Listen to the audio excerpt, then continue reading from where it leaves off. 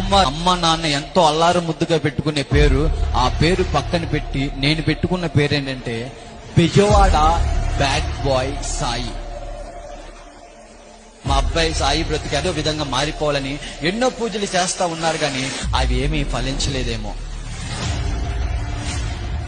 అన్నం లేకపోయినా బ్రతుకుతానేమో గాని తినకుండా, మత్తు పదార్థాలు లేకుండా నా జీవితము ఒక్క రోజు కూడా గడవదండి.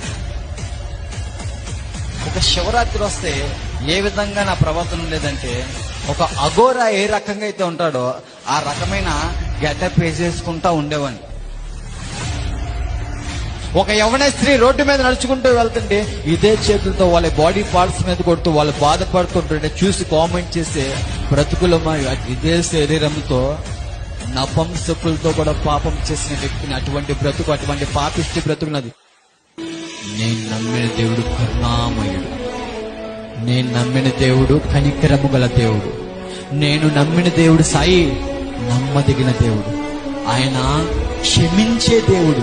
నా రహస్య పాపాలు తెలిసిన వాళ్ళు వచ్చి వీడు ఇలాంటోడా అని అంటారండి, కానీ నా రహస్య పాపాలు ఎరిగిన సర్వశక్తి గొప్ప దేవుడు తృణీకరించలేదు, చీ అనలేదు, కానీ హత్తుకొని